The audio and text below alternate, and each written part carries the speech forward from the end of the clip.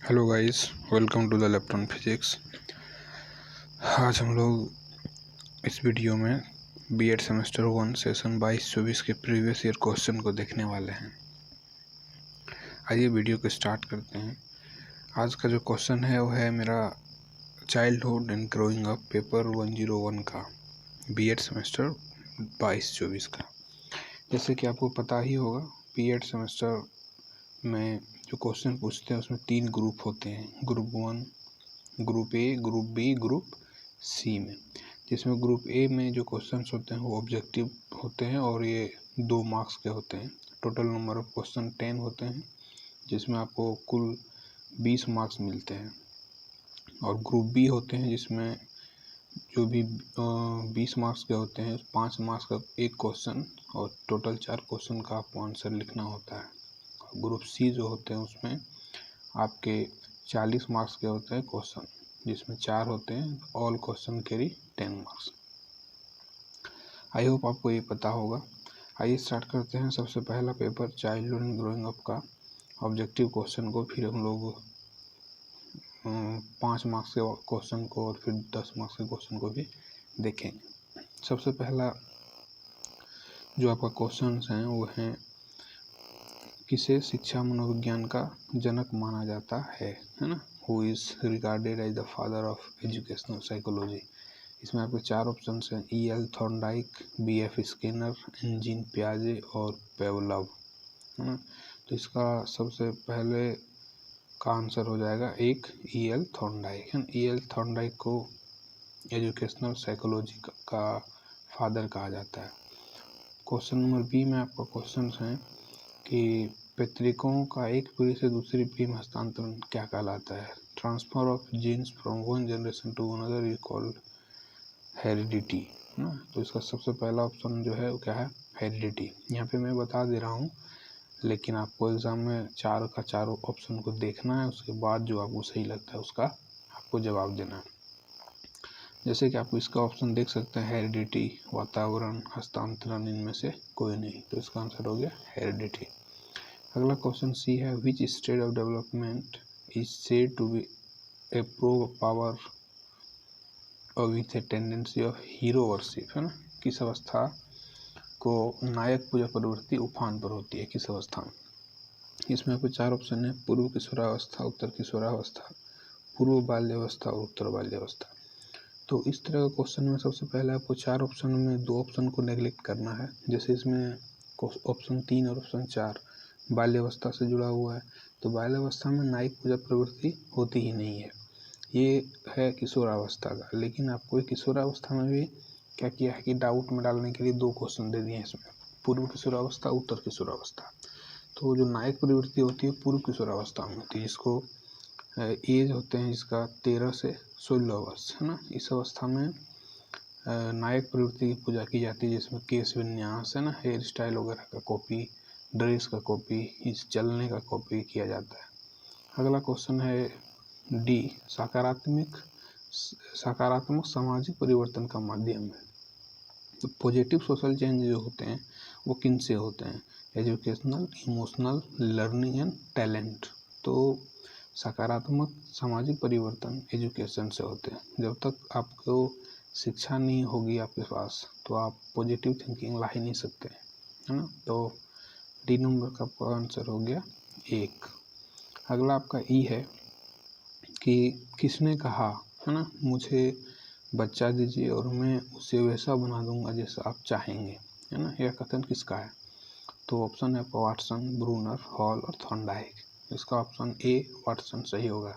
Watson ने कहा था कि मुझे आप अपना बच्चा दीजिए, आप जैसे चाहते हैं वैसे हम उसे बना देंगे। अगर आप डॉक्टर चाहते हैं तो डॉक्टर, इंजीनियर चाहते हैं तो इंजीनियर, चोर चाहते हैं तो चोर, बाकी जो आप चाहते हैं वैसे हम बना देंगे। अगला ऑप्शन एफ है, जिसमें आत्मसम्मान के लक्षण होते हैं, कैरेक्टरिस्टिक ऑफ सेल्फ कॉन्ट्रैक्ट्स, है ना। तो इसमें ऑप्शन है limited contract, be aware from problem, sensation seeking, all of this. अब आत्मसम्मान के लक्षण में आप इसमें जो 4 ऑप्शन हैं इनमें से आपको चारों को देखना पड़ेगा, है ना। कि सीमित संपर्क, ये तो हो नहीं सकता है, समस्या से आप बच नहीं सकते हैं ना। सेंसेशन ऑफ सिंकिंग, सनसनी अनुभूति करना, तो इसका ऑप्शन हो जाएगा इनमें से सभी, है ना। आत्मसम्मान के लक्षण सब होते हैं। अगला है आपका G, how many stage of socialization of a child, बाल अवस्था के सामाजिकरण की कितनी अवस्थाएं होती है। तो ऑप्शन 1 है 2, ऑप्शन 2 3, ऑप्शन 3 में 4, ऑप्शन 4 है आपके 5। तो बालक के सामाजिकरण की 3 अवस्थाएं होती है। अगला क्वेश्चन आपका एच, निम्नलिखित में कौन सी संज्ञानात्मक प्रक्रिया है। संज्ञानात्मक प्रक्रिया ना, कॉग्निटिव प्रोसेस। तो अगर खेलना, रिफ्लेक्स एक्शन, कंटेम्पलेशन चिंतन, और रनिंग दौड़ना। तो प्लेइंग और दौड़ना है, खेलना और दौड़ना क्या होगा आपका शारीरिक क्रिया हो गया, रिफ्लेक्स एक्शन जो हो गया आपका मानसिक क्रिया हो गया, है ना। कंटेम्पलेशन चिंतन जो है क्या है आपका संज्ञानात्मक क्रिया, कॉग्निटिव डेवलपमेंट। अगला आपका आई है, खेल के मैदान में कौन सा विकास होता है। खेल के मैदान में कौन सा विकास होता है, which development takes place in the playground.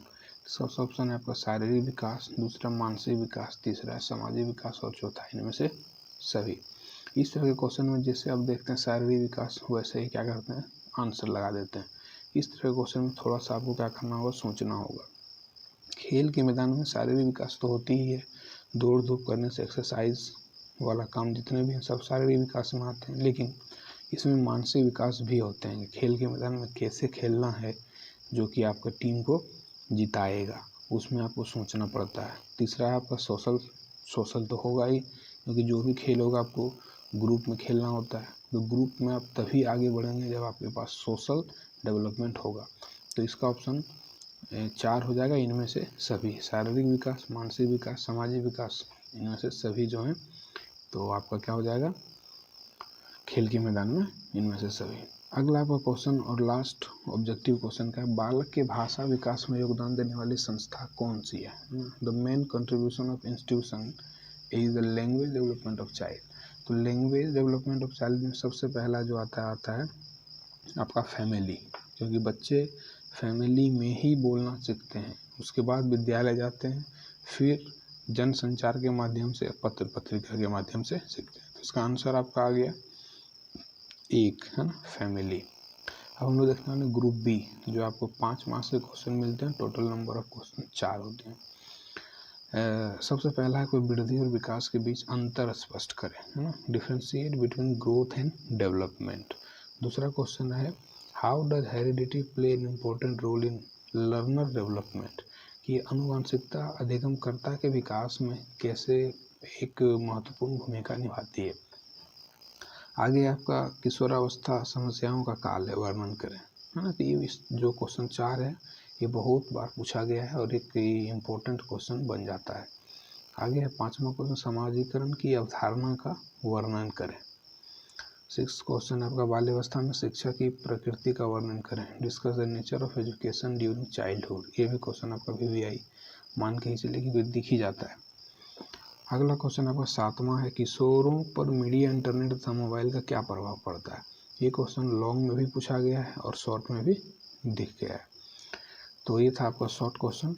Total short question आपको 4 का जवाब देना है, जिसमें आपको 5-6 पूछा जाता है। ग्रुप सी में आपको 4 क्वेश्चन का जवाब देना है, जो 10 मार्क्स का मिलते हैं आपको, है ना। सबसे पहला एक, डिस्क्राइब द जीन पियाजे theory of cognitive development, Jean पियाजे के संज्ञानात्मक विकास के सिद्धांत का वर्णन करें।